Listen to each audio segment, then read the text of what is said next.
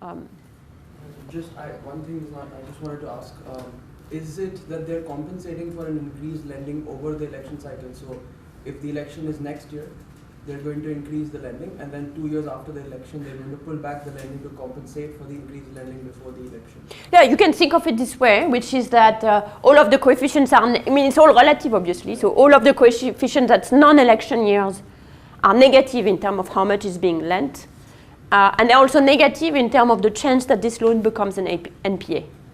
So that's what this tells us is that there is more lending in election year compared to any other year, and that those additional loans are worse in terms of they are more likely to lead to default. So yeah. The counterfactual would be to lend an equal amount of money for years. What tells us that you would have a lower default rate on average? That I would have a lower default rate if you were to lend a constant amount. Maybe the marginal loans are also not as good in other years. Yes, it could be that it's entirely driven by just that the extra loan is worse, so that those extra loan would be spread out over the other years. That could be. We don't have a way to construct a counterfactual where the extra loan is distributed over the other years. All we know is that those extra loans given in those years are bad loans. What we would need is some other thing, a non-political instrument for an increase in loans to compare whether the marginal loan, the marginal political loan, the marginal loan that's induced by this political event is worse than the marginal loan that is induced by something else. And we don't have that. So you're completely right. It could just be that it happens to be that all the extra loans are given then. That's for MPA, and then the last thing that I want to show is asking whether that leads to additional revenue of you give these loans. If they were invested, you should see more revenue and more output, even if they are bad. In principle, even if they are bad loans, even if you reimburse, you should still see more revenue and more output, and you don't. I mean, or to some only to some extent. The data is quite noisy, but this is now looking at investment and output at the district level, so it's not at the loan level. This is to say that in the district and output index in election year don't really increase faster in those years compared to other years. Data is pretty noisy, then it tries to combine it and find a zero effect. So it doesn't look like in election year where all of this credit becomes available, you also have more output and revenue. With the caveat that the standard error are so large that you cannot reject large decrease in output and revenue or large increase in output and revenue. So that's Sean Cole's paper. From a point of view of methods, I think it was a nice paper because it was really one of the first one to look at the political lending cycle and also just to construct the political cycle carefully, which then was used by a lot of other papers on looking at India, looking at what else happens in election year. And here is another paper that also looks at the behavior of government bank, which is a paper by Asim Khwaja and Atif Mian. They have a series of papers on Pakistan, on banking in Pakistan, and that's one of them. They use, again, very similar data. Reserve Bank data in India is called State Bank. In Pakistan, it's called State Bank. State Bank of Pakistan data, bank farm level to examine whether there is political rent-seeking in the banking sector in Pakistan. So the Sean Cole paper is really about lending to farmers who probably are not that politically connected, but could turn out the votes. And this is about lending to your friends, or in fact to yourself to some extent. So this is Pakistan. Pakistan is an extremely corrupt country.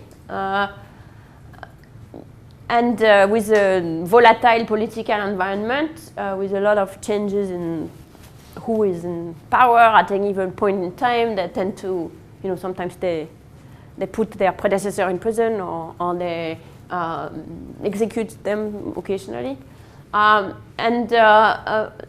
In the 90s, only 4 elected governments dissolved before completing the charges on charges of political corruption, which are usually brought by the next person, which again is kicked out for political corruption. So it's a pretty unusually corrupt environment. So you don't necessarily want to generalize what we are finding today to the rest of the developing world. But nonetheless, so like India, Pakistan has a big public sector bank presence. Like India, for the same reason initially, of trying to correct for market failures by having banks who would be willing to go, forced to go into rural area and lend to small guys. They created the State Bank of Pakistan in 91. Some new banks entered. They tried to adopt prudential regulation rules, etc. But nonetheless, it is the government banks remain very politicized. All the top hierarchy, the president, the board, etc., are politically appointed. And nonetheless, the government bank are kind of on soft budget constraint. They get refinanced as needed from the from the rest of the budget. So the question they are asking is whether the politically connected firms can get rent, and in particular can get good loans. So why would they? Well, it's kind of it's nice to get a loan at a subsidized interest rate. There is not an infinite amount of it, so you're going to direct it to your political friends first. You have the politicians have the ability to directly influence the government-controlled bank because they can always threaten to remove a loan officer or to transfer them, etc.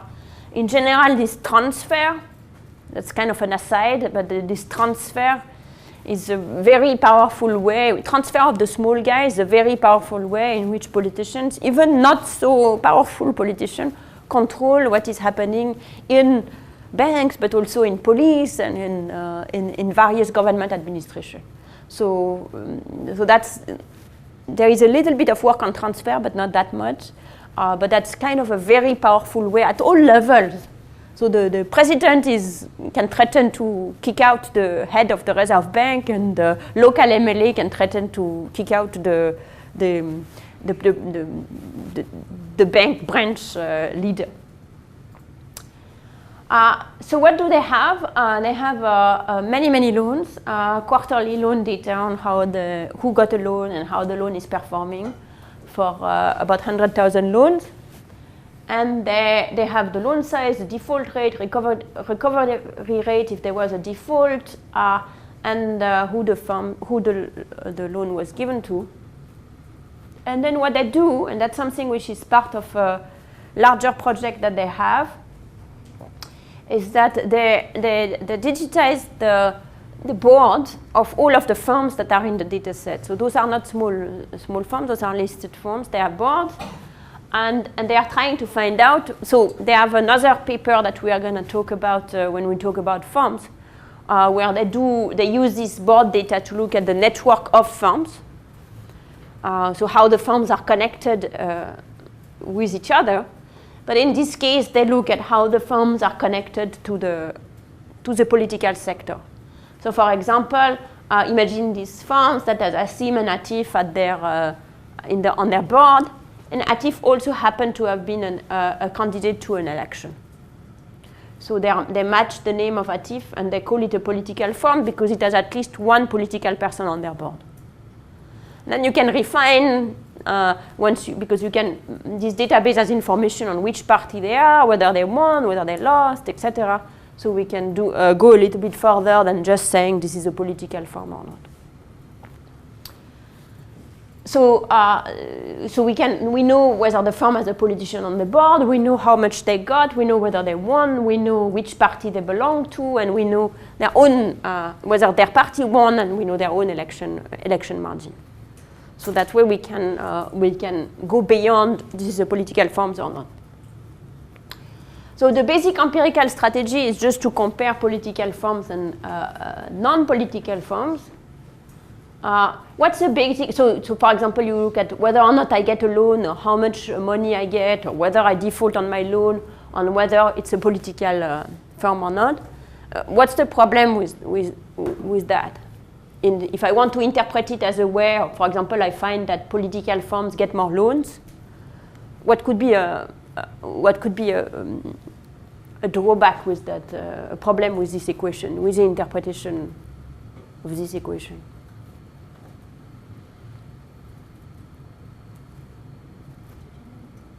Yeah. So what kind of homogeneity? So what this view we have a low power. Sorry? This view we have a low power. So that's what you're interested in, is whether the firm, because it's political, can get lobbying power. That's exactly what you're trying to pick up. So when you talk about endogeneities, you're worrying that there is a reverse relationship going from how much they're receiving in loan to whether or not they are political. So is that plausible or not plausible? Or? Yeah. Firms that are most successful at attracting loans may also attract politicians. Exactly. It could be that instead, in fact, there are other papers that which are looking at which maybe we talked when we talk about firms, which are looking at the opposite, which is how firms are actually exploited by politicians to finance their campaign and stuff like that. So if you have a firm that's suppose it's a firm that's very successful because it's doing some great thing, then it's going to get loan, rightly so, and it's also going to be very attractive to a politician who has, as a cash cow. So there could be straight endogeneity going from success of the firm in getting loans or other things, and whether or not they become attractive to a politician. So that's the first thing we might be concerned about. The second thing we might be concerned about is not endogeneity, but simply omitted variables, that firms that have a political person on their board might have access to other things that are good to run firms. For example, in Pakistan, a contract with the army, access to some inputs, etc., access to contracts, markets, which makes them more successful and requires for them to get more loans. So that's not an endogeneity concern, it's an omitted variable concern, but that's going to have the same effect of potentially making that coefficient larger than you want. So we look at this regression, but we don't want to stop there. We also want to see whether, so one thing that is a little bit more specific is whether that's driven only by government bank. So then we are now asking whether it's a politician firm, and they are, do they get more loans from government bank, but not private bank? That would at least remove the other, the correlation between success and the invert correlation between success and politics, and to some extent, some of the omitted variables also coming from generally, good performance of the firm. So we can look at whether they get more loans from government bank and not private bank, exactly like Sean Cole did for the lending, for the election cycle lending. Then we can, so here we will have to restrict to firms that borrow from both types of banks to start with, and getting there, do they get more banks from that? Then we can go one step further and say, well, is it the politician firms who is currently not in power, where the politician is not the, and so if it's if they have had a politician for a long time on the board, and since Pakistan keeps shifting from one party to the other, we can look at whether those extra lending from government bank is happening specifically in the years where that person's political party is in power. Yeah. Politicians don't switch parties? Not that much. They might, but I think the way. So I think here it's fixed. but I don't think you get to, at least between the two big parties, that they are kind of in opposition. Like, it would be hard to switch from one to the other. How do you measure here if it's appearance political or not? That's what I said before. It's you have a politician on the board. Okay. And then whether you're a successful politician is whether your party is currently in power, whether you won, etc. So this is looking at the board membership. Okay, so first question: are the political forms get better treatment than other forms? So this is simply the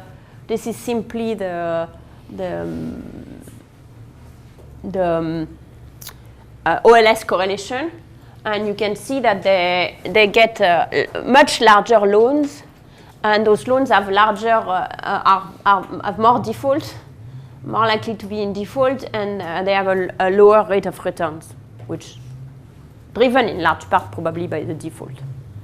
So that's number one.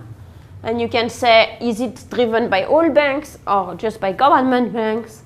And you're finding exactly like in the Sean Cole paper that it's driven by government bank, the politically connected. So this is for default. The default rates are 10% larger on government banks for politically connected firms. Private banks, if anything, have a slightly larger default, a smaller default rate for politically connected bank. So this is the same thing with the interaction of the two, gives you the same coefficient, I mean, by construction. So it's telling you that this is driven, this extra default for the politically connected firm is driven by government banks only. And then we can look at access to credit. So this was default, and this is access to credit. And we're finding again that it's the politically connected firms that have, it's with the government bank. So this is the interaction of, government bank and politically connected for firms that have both. So the politically connected firm that borrow from both private and government bank get more loans from the government banks compared to the non-politically connected firms. Then we can look at whether that seems to be related to the strength of the person, or the strength of the of either the politician or the party. So this is how much you can see that this is the strength of the politician themselves, which is how many votes they got. So if they got more votes, the effect on a loan side is larger. If they go this is again restricting to firms that do both types, and looking at whether the bank, the government bank lend them, treats them differently. So they get larger loans from the government bank for each extra vote that they are getting. That's not significant, but that's positive. If they won, they get larger loan from government bank compared to if they lost. If their party won, they get larger loan, and if their party won big, they get even larger loans.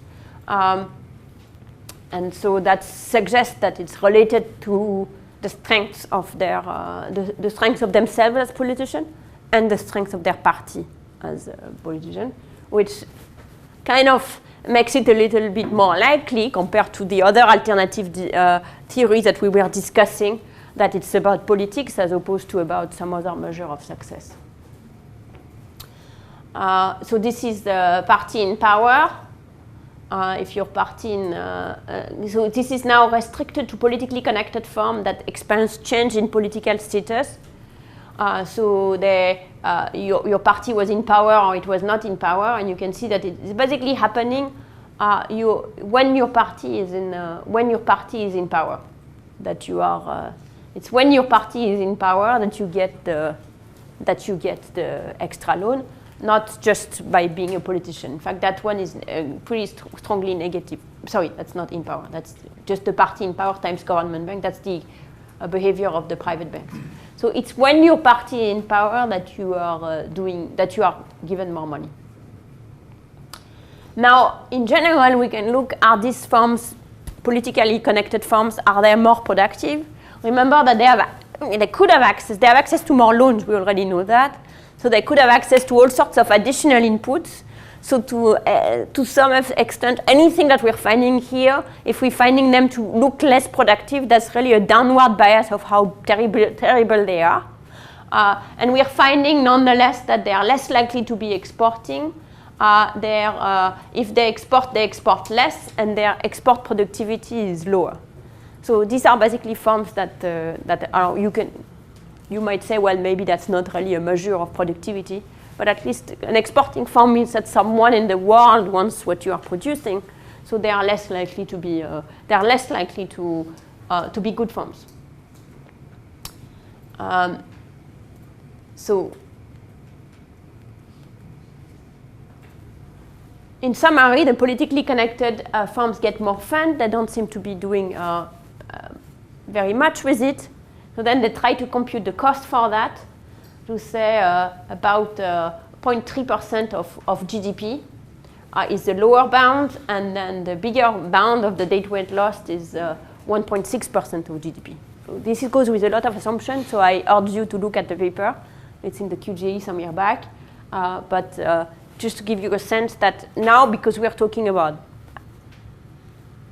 real about large firms and large banks and large sums of money, this is actually you can start seeing it making a dent in the GDP. Yeah. The export results could be compatible with like strategic lending to like banks that are more national or something like that. To firms that are more national. That export less and that are more like, if this is politically motivated. It could be, but I sort of doubt, because from the point of view of listen to Trump, exports are good. They are like showing the greatness of your country. I don't know whether the Pakistani have the same rhetoric, but in general, I don't think that exporting would be seen as a bad thing. So I doubt that the nationalistic motive would be a reason for why this politically connected firm end up exporting less. Just to understand the table, the point is, this is a question, the point is that firms that are able to export are considered as productive because exportation requires a productive international. Exactly. Okay. Yeah. That's a proxy for your productivity, is that you are able to export. Correct. Exactly. And you find that the politically connected firms that are borrowing from the government are less likely to be exporters. It could be that they are just less good, or they have less need to, or they can.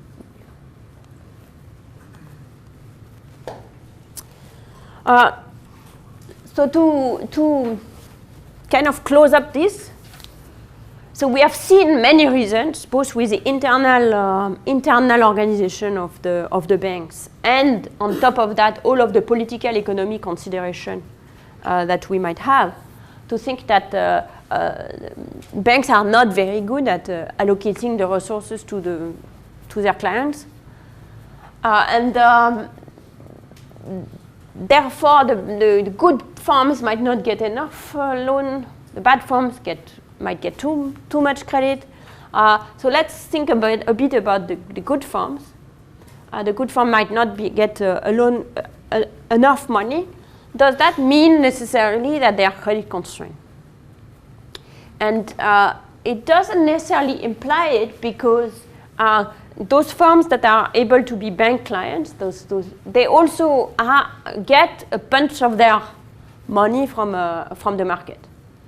From the non-bank part of the market in particular, they are engaged into trade credit. They are getting money from their supplier. They might also give credit in turn to their own vendors, but and they might have just other sources of money. They might be able to borrow from their relatives. They might be able to think of the grounders and outsiders. There is other sources of money in addition from the bank.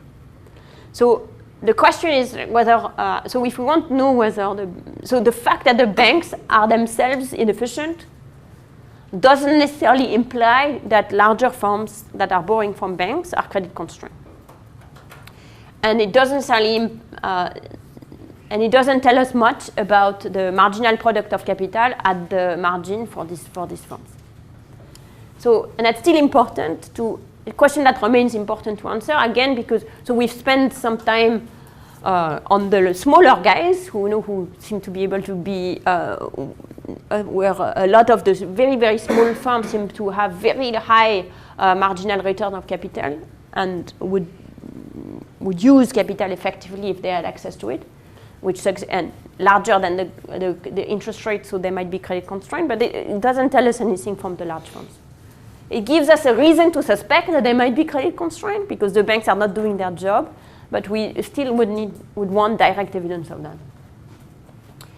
So what we try to do in that paper with Abhijit in the restudy in 2012 is to look at whether firms, what happens when firms that borrow from banks suddenly have access to more credit from the bank. So suppose that, which I'm going to explain in a minute how that happens, suppose that suddenly borrowing from the bank expanded for an exogenous group of firms, suddenly they were offered more money. What should you see? And remember that the firms, the banks are lending to firms at subsidized interest rate. So the interest rate that the bank is charging is typically about 16% a year, whereas the interest rate that these firms might be able to get on the market would be much larger than that, maybe 35% for large firms. So suppose that the bank knocked on your door and said, hey, do you want more money? What would firm do? Even if they were not credit constrained, what would... Sorry? Which kind of industry? Well, so my contention is that it doesn't depend on the industry. Because all of the firms are borrowing from the market at, let's say, 30 to 35%, and on the bank at 16%. If the bank is saying, hey, would you like to take more money, they are going to take the money. So it's because they're, at works, they can just take the money, use it to pay their supplier in advance. They're taking trade credit and lose, and that's 16% pure gain. So when we see that that a bank is going, that the lending expands when a bank has access to suddenly, for reasons that I'm going to explain very soon, as the ability to lend more to some firms, you're going to see this firm borrowing more. And then what should happen to what is likely to happen to their production, even if they are not credit constrained?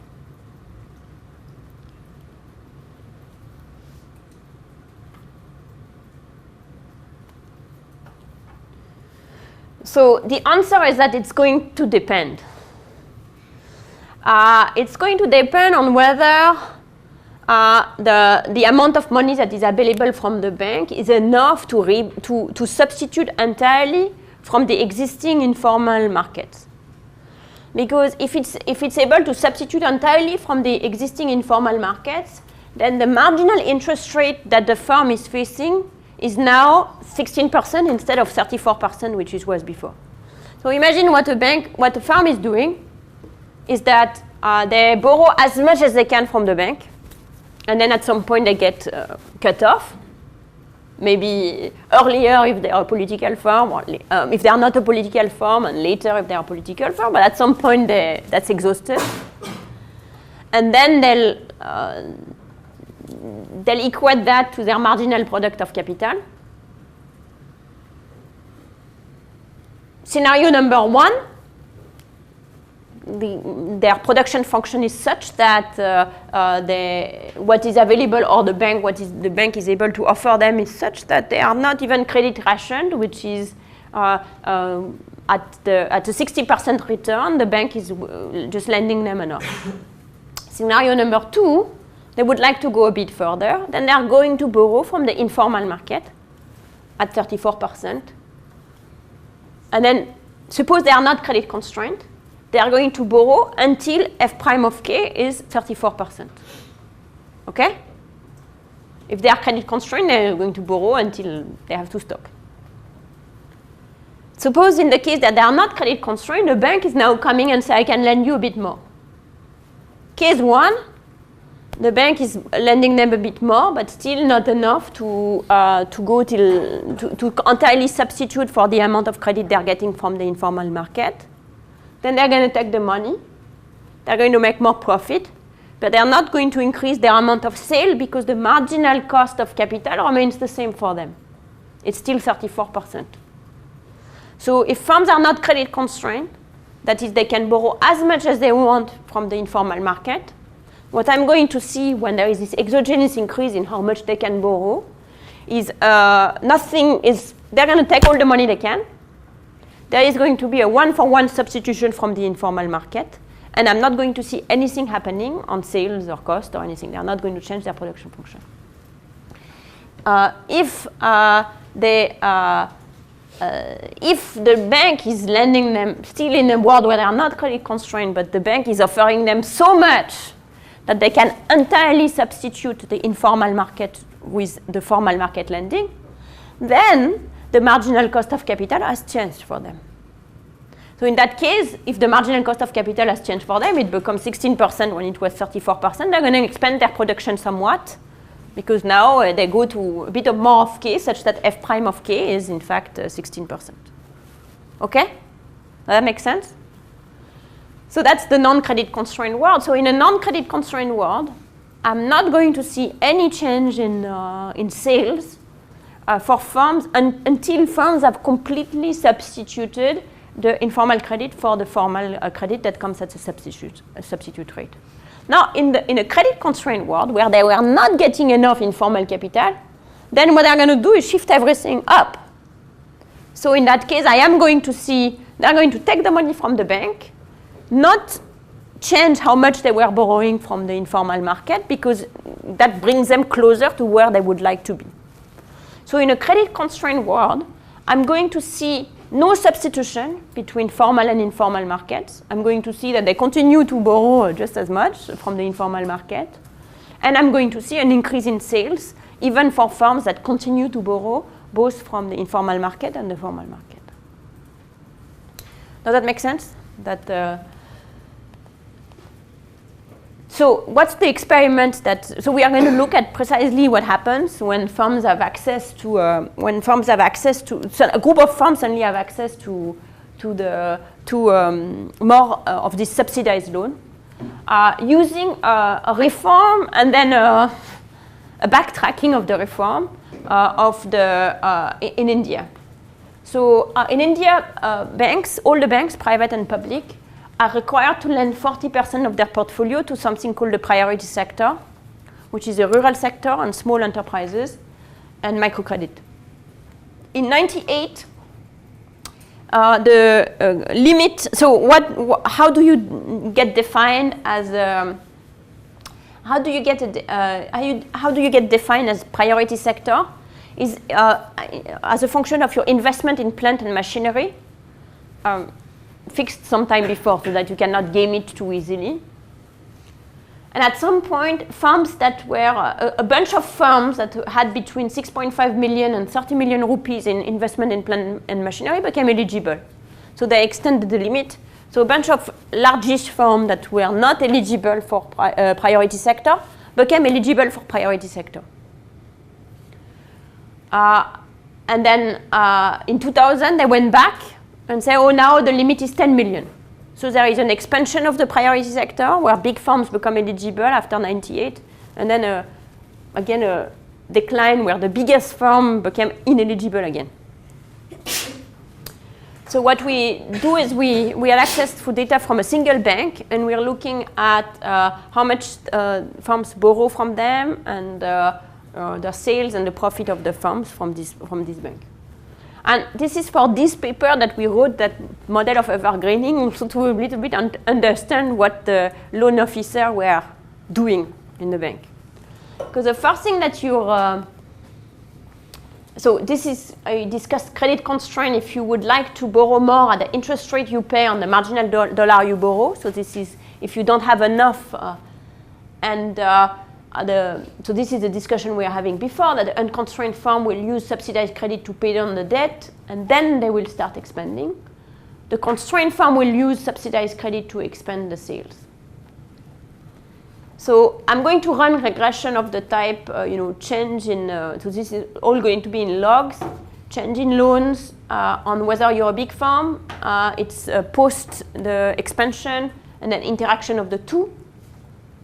And so the coefficient of interest is going to be this gamma, which is telling me that what happens to credit and then to the firms, to the sales and profits. And then we do the same thing with the post 2. So we wrote, as I was saying, we wrote the model for this bank.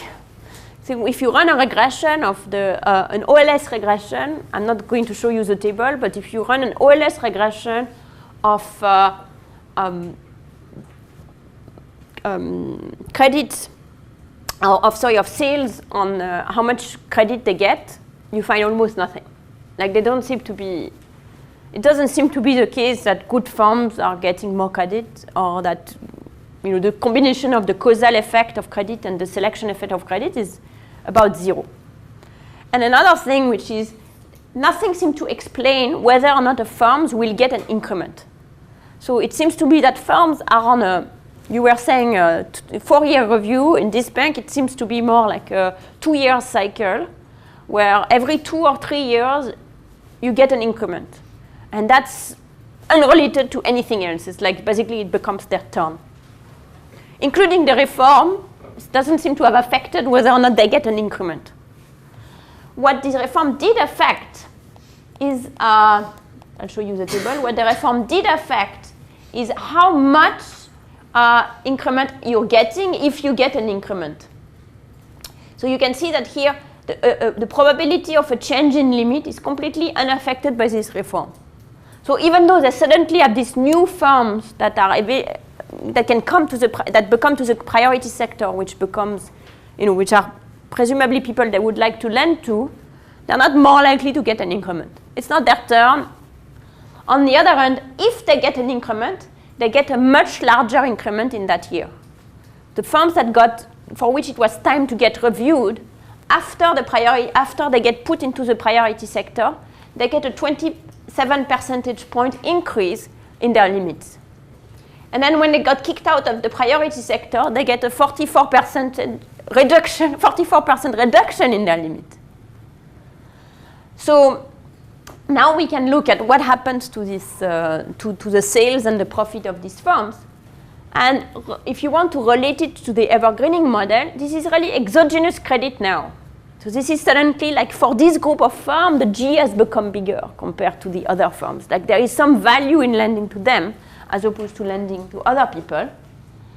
And what you're finding is that, so this is sales, increase in the sales. So the sample that see an increase in limit, remember they had a 27% change in credit, and they get a 19% change in sales. That's for the entire sample. Then remember that we should, for looking at credit constraint, we would like to restrict ourselves to the sample that doesn't have that, where we don't see a substitution of trade credit for formal credit, so informal credit to formal credit. And so when we restrict to this sample where we don't see a substitution, we still find an effect that is almost as large. So it seems to be driven not by the fact that the marginal cost of capital has changed, therefore they can have a bit more capital and a bit more production, but come from a credit constraint effect. This is sort of a placebo because this is people whose limit didn't change and they have no effect on sales. And now this is the second experiment where, remember, there was a 40% reduction in the limit they have, and we have a 40% reduction in sales. Similarly, we can look at profit, and we can look at, so this is costs, which is cost data, so 90% increase in sales, 90% increase in costs. Profit is sales minus costs, and you get a 50% increase in the profits, for the firms to change, whose limits was increased. And then in the reverse experiment, you're finding a 92% reduction in the profit. You can combine the two and get an IV for the profit, which gives you, I didn't have the table, so it gives you an elasticity of 1.8 for profit, which implies you have the calculation of how you get this. You have to do some calculation to get a sense of that, but it implies a rate of return to capital of about 80%. So much, much larger than the interest rate, obviously, even than the formal interest rate. As I said, the OLS is smaller than the IV, and in fact, it's very small. So that can be a sort of indirect evidence for the evergreening model, that even though there is this group of firms that everything indicates that they have a very good use of capital, these are not the type of firms that typically get an increase in their limits. So just to summarize both lecture 1 and lecture 2, which is both the small guys and these big guys seem to have to be willing to pay high interest rate, and in fact there is some direct evidence that many firms seem to have high rates of return, and many people, individuals, would actually be able to start off, even if they are currently not even in the labor market, very marginalized people would be able to do something with the capital. They are not able to for the reason that informal sector we discussed as all this asymmetric information, enforcement cost, etc. The formal sector has, on top of that, are all the issues of internal organization. The government, when they try to fix it, adds its own layers of problems with political economy, as we discussed. So the intermediation seems really, really bad. Both the kind of organically emerging intermediation by the market and the attempt of remediation by the governments are just not working very well. So in that whole sort of emerged microfinance are saying, hey, there are this very high rate of returns to capital. The intermediation is very bad. So can we do anything to try and improve the quality of the intermediation? If we were able to do that, then I should be able to find large returns. And in particular, there are all these people who are really ready to become entrepreneurs. The microfinance was more targeted towards these small guys. There are all these people who really could be entrepreneurs. They had not run the experiment, but Yunus envisioned them in his mind's eyes. Is there any innovation, market innovation, that allows to fill at least a part of this gap, make it possible to lend to these people? That should be very beneficial. So that's kind of the, even though it's not the intellectual history of microfinance, since all of the data I showed you about return to capital are from after microfinance was started, that's, it can still be a sort of a shortcut for that, which is, hey, I'm seeing all these ideas and projects that people have, and I'm seeing that it's not possible for them to fund them because of the difficulty to lend. Is there anything that can be done to make it less difficult to lend? And if so, would it have a large impact on many people's lives? So that's kind of what we are going to see on Friday.